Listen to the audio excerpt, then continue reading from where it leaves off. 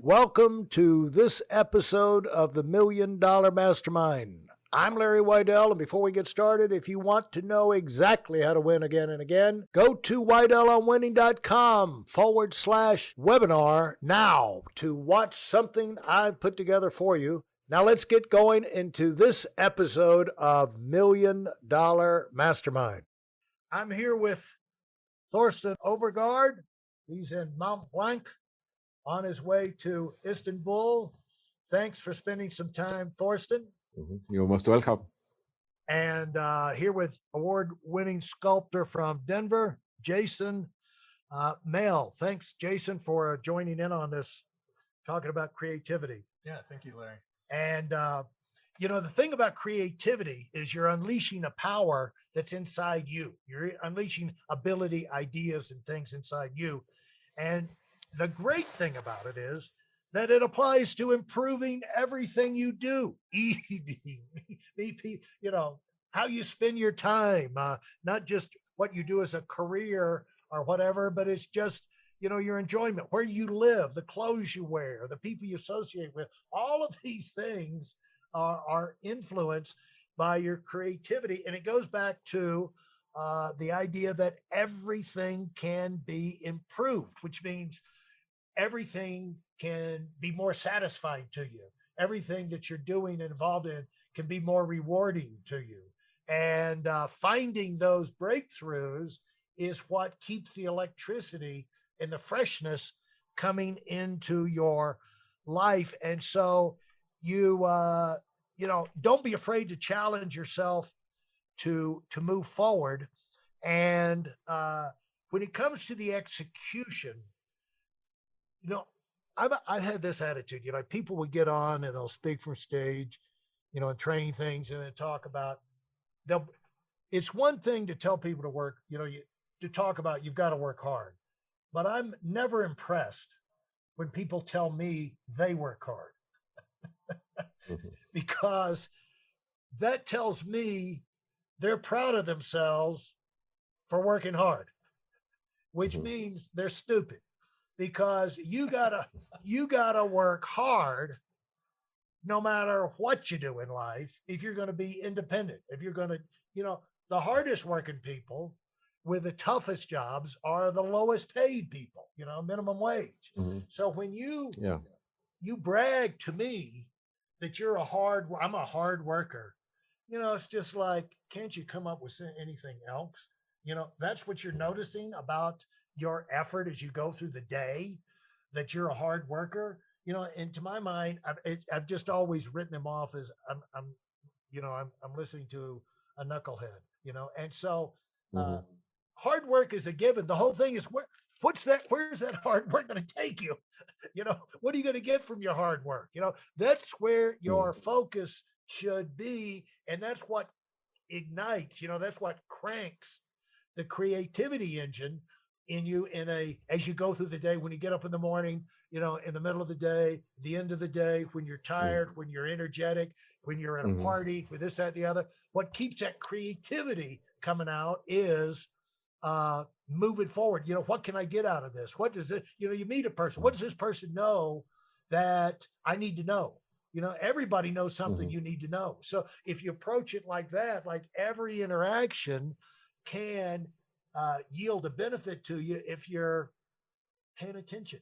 And so when it comes to the execution, what jumps out to to moving forward, doing something new, meeting new people, trying new things, pushing boundaries? So we're talking about this third episode. We talk about competence is observing, deciding, and executing. And now we talk about executing. It's true, you have in some cultures or whatever, you have the idea that you have to work hard. It's almost like the sooner you die, the better, because then you work really hard. And that's not the thing. You could say the result of work should be products that you can exchange for money or goodwill or something, And it's very funny, because just as you say that, I haven't thought about that before. That's going into my book. But my mother, she was making curtains. So when I was 10, my mom and dad divorced, and me and my brother and her moved to a house that had to be renovated. So one thing was she built this big, fairly big room to make curtains, and she would go to work like 6:30 in the morning, and she would work to 10 o'clock. So it's like when we were hungry, she just say like, "Here, go buy some food," and so we had to learn to cook ourselves. So she was just doing that all day, and I thought about it. I mean, she died here some months ago, which we talked a lot before she died, so that was really cool in many ways. But when she died, she had a house with 28 rooms. And I remember back when I was like 14, 15, she made as much a year as a CEO just doing that. And you could say that was basically what she figured out somehow from her parents or whatever. She figured out, if there's something, if I do this thing and I make this much money, I'll just keep doing a lot of it. And that's basically what she did. And I mean, she worked home, hang out with us. She had the freedom to smoke a lot of cigarettes, and you could take a break and go in the garden, and you could take a day off. But she just did a lot of it, and you could say sometimes I have people say, "Wow, you're like the most active person I know. Like I see you all the time working," and I don't feel like it's work because I'm just always carrying a camera, taking photos, and then I make articles and stuff. It doesn't feel like work to me, but I do produce a lot, and I have this thing that when I do something, I finish it so I can actually exchange it. I don't leave ideas around and then I don't finish it because it wasn't a good idea. And I didn't mean to talk this long, but I actually say one thing more, because when you asked me about participating in this podcast about creativity, um, I looked at, okay, so that creativity is the ability to observe, decide, and execute. That's something, if you break it up, everybody can do it. And I sat down in Paris one morning. I was just sitting on the street drinking coffee in a cafe. And then I started thinking I should write something about this, the ability to observe and what is observe. And one of the things you have to be able to do is to just stay put and observe, because people usually, they get an idea and they start executing it. But then they run out of time or they haven't thought it through and then they give it up. Um, so one of the points is actually, no, you have to sit still and observe. And you look at your idea and you decide and you said no. And you look a little bit more and you make some other decision. And suddenly you have something like this, seems like a workable concept, and you have a plan for what you're going to execute. And then you go to execute. And the very interesting thing about this was that as I thought this, I got the idea, I'm going to do a story about this. I'm going to do a story about how you have to observe first and you have to sit still. And then it led into, I'm going to write a story where it's a story in Paris, but so it's actually going to be a fiction story where this is part of it, and you follow the work of making the fiction story in observe, decide, execute over several days. So that's gonna be another book. That's gonna be on the podcast. But that is actually a key thing that, I mean, if you don't observe and you don't decide anything and you just go execute, you're going to work yourself to death. So you want to be brilliant, you have to observe and make some good observations and then make some great decisions that this is how I'm going to trick this and do this really smart. And then you execute it. And you can even have other people do it for you, but it has to be executed. Yeah, there's a thing about, you can't think about it forever, but you got to think about it long enough to where you can make a serious effort about it, And we would have people that would come into meetings, recruiting meetings. They're delirious with joy. They've never seen anything like this. I'm the greatest speaker they ever heard. This, that, and the other. And then you never see them again. And or they, maybe they last one day. And so obviously these are people that have tried 400 different things in their life. They've never allowed themselves to think it through. But the people who sat out there and asked you a lot of tough questions, they wanted to follow up here, that, and the other. And then when they came in, now they stayed and they lasted, they worked, And so Jason, you want to jump in on that? Yeah. And so what Thorsten said about observing and executing and actually finishing some things, or as many things as you can. Right. You can't execute them all, but at the same time, you want to allow yourself multiple passions, because one passion can feed another. Yeah. You may decide that passion is just a passion. You're not going to try to reach some ultimate goal within that passion, like say you're exploring music on the side or something else. Allow yourself that growth. And And then that also helps prevent burnout, because something I see with a lot of people in many professions is their path is so singular, their focus is so singular, that it just leads to burnout. Even with artists, I see artists that are so focused on one thing that they don't love it anymore. And you and I talk a lot, Larry, about experimenting, trying new things, new mediums. Like, don't just do one thing. One thing can be your main focus, but you need some other side projects to keep that inspiration alive. Yeah, you got to have a focus, but you can't let it become a rut. Yep, exactly. That's a good way to put it. Yeah, you can also, I mean, actually, Jason, you have an interesting thing that you have set up, that you have a thinking chair and a music chair and whatever. But just the thing that you sit down and you almost say, okay, this is here, I'm just going to sit and think. That's just observing, like you're observing your own thoughts and ideas that come up, and you're not doing anything. You like, you could say, if you sat in your workshop and did the thinking, then you would get an idea and you would go execute immediately. And then you would end up, oh, that was wrong, you know. So I really like this idea of dividing it into different things. Yeah, compartment. And then I think, yeah, exactly, like that it is like 3 steps, you know, and if you take, for example, photography, extremely important that you observe first, because people that just take a camera and they basically just go execute.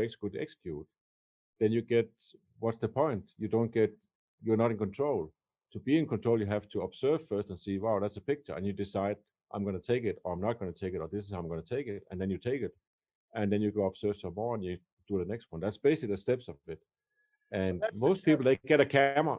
Most people get a camera and then they start executing. And it's like getting a computer. You start writing a book, but you haven't thought about anything. And you haven't lived life. What are you going to write? You know, you can just sit and hammer on the keyboard, but nothing is going to come out of it. You know? So, well, the thing is also, that's really how you improve things, though, because when you write your books or you write your books, you know, you get your first thought. You really don't know the whole thing, but you know, the 3-step process is to like get the first version done. Then you kind of repeat it again. You observe it. You decide what adjustments need to go. Then you run through that again. And it's like rinse and repeat, basically. And every time you do that, you refine your product until, and people say all the time, when do you know when you're done? You know, like in painting. That's another one. It appears to be one of the top questions you get in painting. Like, when do you know you're done? It's just like, yeah, you just know, you know. And the inspiration is like, it's like when you're done with people, it's like, I have no more interest in this person. I'm done here. I'm going to move on. Just know. That can be a nice feeling. Yeah, too. Yeah. Yeah. But it's also, I mean, this thing with burning out or something, I mean, I don't know what that is. I mean, that's also a matter of inspiration, because it's fun. You could say that, my thing is photography. And and it started with a camera and somehow an interest in making pictures, that I thought, oh, this is something I can do. This is fun. And there's a lot of technical things around it back then when it was a dark room and so on. And somehow it all was very interesting to me. And you look at my business today. I mean, I went through working for Getty Images and Associated Press, like the biggest picture agency and some of the biggest newspapers. And I don't work for anybody anymore. So you can say I'm not a traditional photographer in that way, but everything I do is photography. I travel the world, take photos, I teach photography, I write books about photography, I put them on my website. And you can say I make bags and accessories for photographers in Italy, in leather, and I make metal things in Hong Kong for the lens shades. And here in Paris, I put in my postcards with photos into different hotels. So it's all photography, but it's not how it started out. It changed, you know. And that's also an ability to change and stay within somehow your interest or talent, and see, how can I expand this? One way you can expand it, you can make more of the same, but you could also make different types of it, you know. Well, you know, the greatest golfer is Jack Nicklaus and Tiger Woods, of course. But Nicklaus, early in his career, he started designing courses. He bought McGregor Golf, I think, and he started designing golf clubs and clothing. You know, he had his clothing line, he had this, that, and the other. Arnold Palmer did the same thing, you know, he had, but the big thing was he was designing golf courses and all. And so people said, Jack, you could have probably had a much more success, even as amazingly successful as your career was, you probably could have had a much even more success, more wins, you know, won more majors and more tournaments if you had not diverted yourself, you know. And he said, well, on the other side of that, he said, if I hadn't started doing all these other things, which is like you getting in designing the leather goods and the this, that, and the other, he said, if I had not let myself do that, I would have probably quit golf 15 years ago and been done with it, you know? Yeah. And so allowing yourself to pursue other things allows you to refresh yourself and bring other things back into your original passion, which you're, you know, really the best at, you know? And go ahead, Jason, you got. Oh yeah. And then it also allows for editing and self-correcting. So whenever you're pursuing other things and you have a goal for one idea that you're working on and you step away for a minute, you come back in and you're seeing it a new way. You're seeing it with fresh eyes. And this allows you to pick up on things that when you're in the trenches, just hammering through, fighting through this, you may not notice until you step away for a second. And so getting in a habit of just switching gears between things and then coming back and self-correcting gives you fresh eyes, a different perspective. And so what about one last thing I want to hear you talk about? What about deadlines? There's a certain thing, you know, in photography and in painting, a lot of the creative things, it just won't work. You can't like get creativity on demand. You know, that's why you set, you give yourself time, but at some point you got to move to, and you mentioned it, we got to finish this thing. You know, we thought about it, we messed with it. Let's get it done, you know, because I don't want to be revising it 15 years later. So talk about the importance of deadlines and when deadlines kick in. Hey, listen, there's a lot of information online, but there aren't a lot of people who've actually done something. In my case, I've actually built a successful business that's accrued over $5 billion in assets under management and has done well even during trying times. Now, if you want to know exactly how I've done this, go to whiteelementwinning.com/webinar now. I've compressed a decade of learning into 5 short weeks just for those of you who want to give yourself an incredible advantage and are tired of waiting and watching others move up. Well, I mean, early on in my career when I did advertising and also when I did photography for newspaper and stuff and magazines, you have a deadline. Or also writing articles for magazines, you have a deadline. And you say that's good training in getting stuff done. These days I don't feel like, I set my own deadline. My deadline is that it has to be finished. I decide I'm going to finish this thing. And by when, you know, it's not like indefinite. It's like, no, I want to finish it, and almost like as soon as possible I can finish it, then I can get on with something else, you know.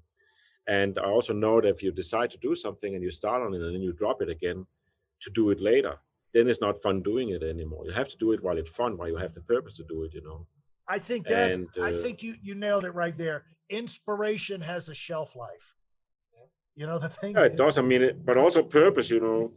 The thing, if you really do something that you want to do, that you see, wow, this is awesome, then I don't know if you can say that, but then that is a fuel that gives a lot of energy to do it. It's much better than somebody else tells you what to do or what you should be doing or what you shouldn't do. The thing, you get an idea, well, I really want to do this. That gives a lot of jet engine power, you know. Then you go do it, you know, and use that energy. If you save it for later, it's just going to be work. It's going to be something on the checklist that you have to do, and it's not fun anymore. And you forgot why you're doing it, anyways, you know. So. Yeah. Isn't this part of it? You start to get ideas in your mind of other things you want to start working on. You know, it's like I got to clear this. This is fun. I got to clear it out because I'm excited now about moving on to these other projects or doing these other things. And that has a lot to do with it too. That's very much me.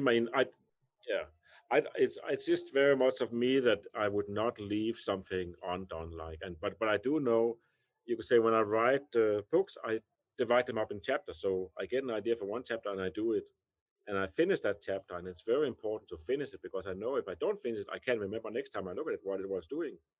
So it's lost, and it's not fun doing something you can't remember why you're doing it, but you just have to finish it. And of course, you get ideas while you're doing one thing. You get other ideas, and somehow you can hold on to it. It's not like you have to do it now because you can actually. It's funny how you can multitask. You can actually finish one idea while you're still developing the next one, and then when you're done with that one, you move on to the next one. But I don't know. I just have always had in my life things have to be finished. I don't have this thing that can do it later, or I don't have to. It's no. I This have to be a finished product. It's almost like I have to bring it to market to sell it. So I have that. And it's funny. We were just driving today. I don't know why we were talking about that, but I'll just show you the view here again. So Jason, you can see this is a mountain behind me. I don't know why I don't feel like climbing them when I see them, but I do get why people would climb them. And we drove and we said this is an interesting example of something that you do, because if you want to walk or climb up to a spot, when you have arrived. There's no doubt about it. And it might be hard and may take long or it may take short, or there's a different way of doing it, but you have to get there. That was the point. And if you didn't do it, and you go on a treadmill and you say, I'm going to run for 30 minutes, just not the same. But climbing up a mountain or walking up a mountain there's a goal you have to achieve. And when you go up there, then you can see, I'm here, I did it. I haven't done it, but I've only done rock climbing. Yeah.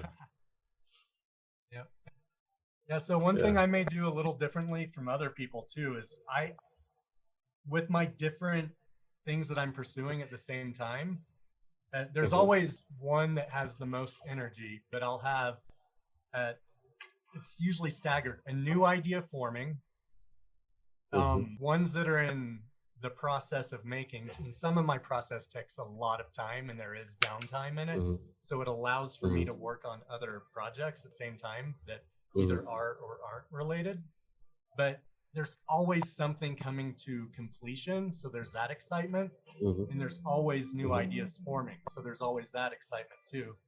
And I feel like I don't miss the process in the middle. Like I will lose interest in some things and not finish them. But that's just because I have too many ideas in the first place. Right. But then also making myself pursue unrelated passions at least a little bit each day. So I might take off for an hour and go climbing, or a couple hours and go mountain biking. During that time, I'm thinking about what I want to do as soon as I get back. And it kind of fuels that fire. And now there's other times where the project, I might be going 24 hours without sleep because it must finish. This idea needs to get out, and I'm able to complete it. Yeah, there's a productivity. I mean, every project has a pipeline of sequences that it has to go through.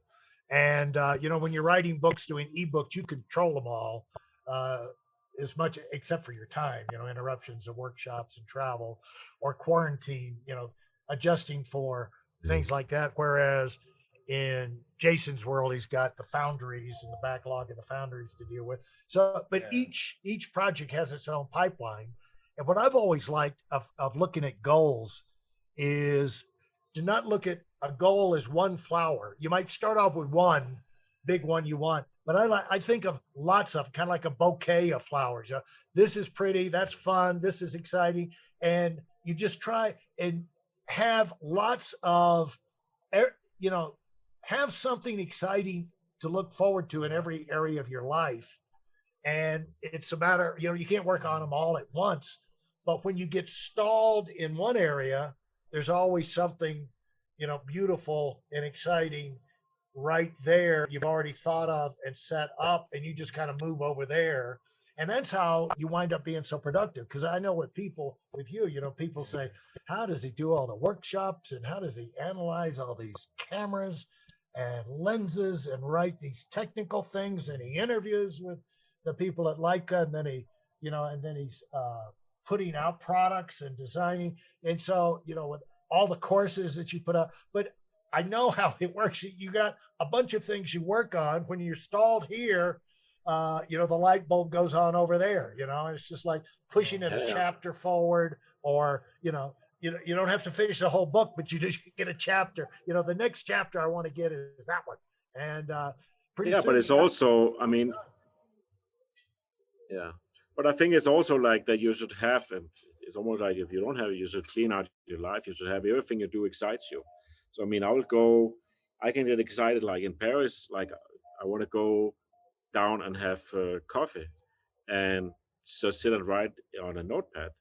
And then later I'm going to go somewhere else. I'm going to sit and edit, and then I'm going to go out and photograph, and then I'm going to go to a shop and buy something. And everything I do is something that excites me. And sometimes it's also exciting that something you want to do, that you're going to put it away for 2 days, that you want to go shopping, but you're going to do it in 2 days, because first you're going to do these things. And also I think a lot of energy, like that I don't waste my energy. So I maintain energy all the time to do what I want to do. So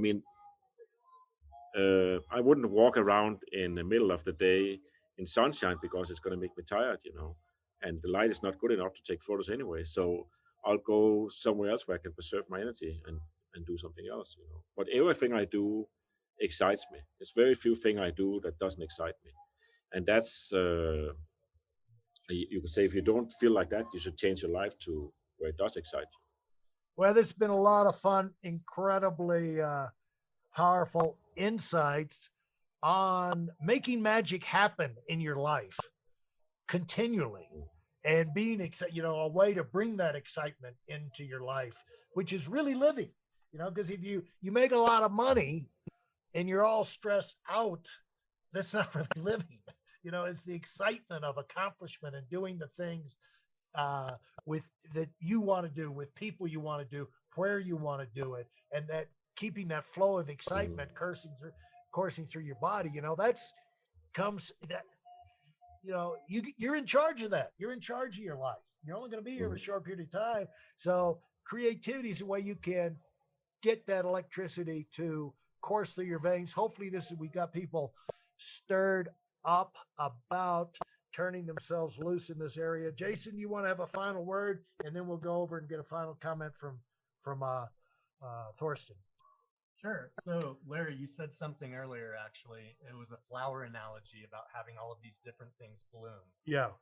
And then there's something else I want to add to that, because when you see something bloom and an idea makes it to fruition and it's extremely exciting, it doesn't have to be the end. You can make that same plant, that same idea, bloom repeatedly. Right. Yeah. The process can continue, and the bloom will be different each time. Yeah. Absolutely. All right, Thorsten, hey, this has been fun. I've enjoyed it. Hope you've it's always fun. Hope you've had a good time, and we've got a lot of great ideas. You want to give a last word, final comment to the people listening?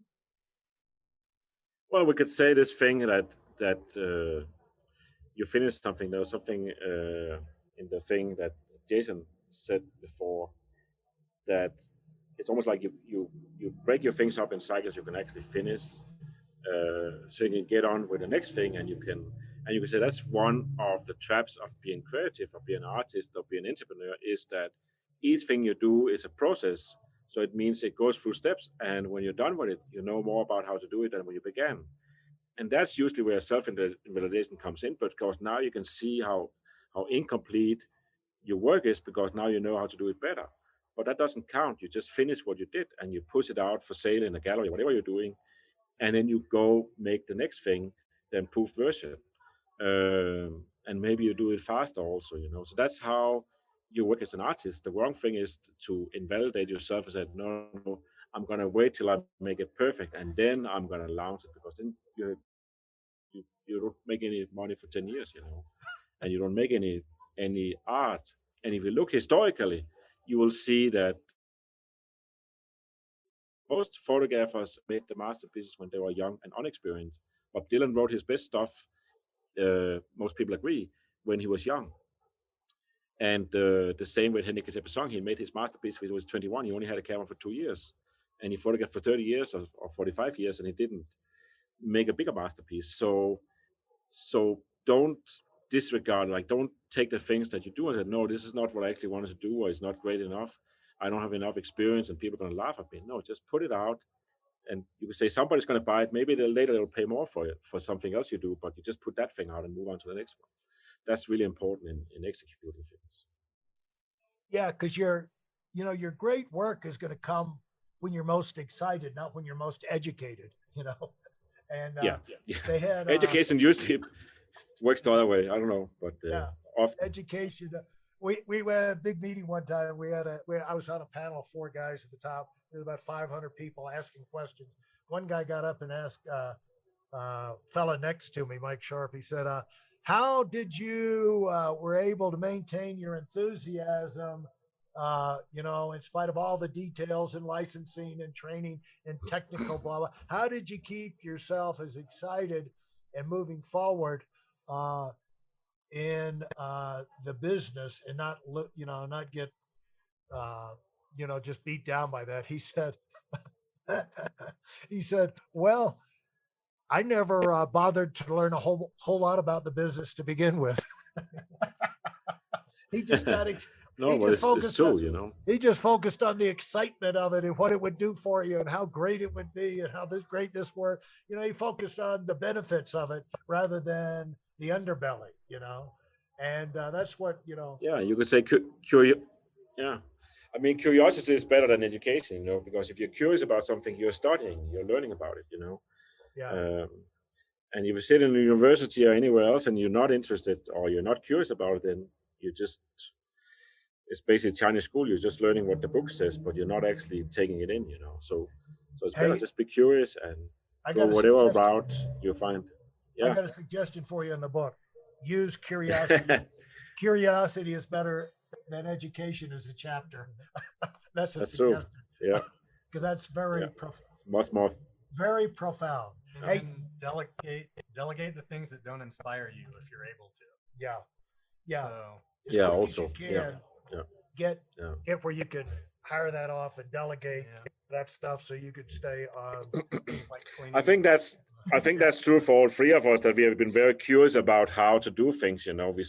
So in that way, we studied a lot, but we didn't go to a school to study, but we just studied life and other people. You get into and you see, well, how do they do, and sometimes you go talk to people, you go look and you read a book about them, something that you're curious, how did they do it, or how do you do that, And that's the same. That's the university of life, So that's another quote for the book. You don't have to be in a university to be learning, and it's not just a 4-year project. It's a lifetime project, learning. This has been great, Thorsten. Thanks so much. Thanks, Jason. Yes, thank you. Thank you. If you enjoyed what you've heard and are dead serious about finding out for yourself exactly how this works in the real world, I've taken the most valuable business lessons I've learned over 40 years and put them into something for you to watch. Go to whiteelementing.com/webinar now in order to move up as fast as possible. I'm Larry Weidel, and I run the $1 Million Mastermind. Go, go, go.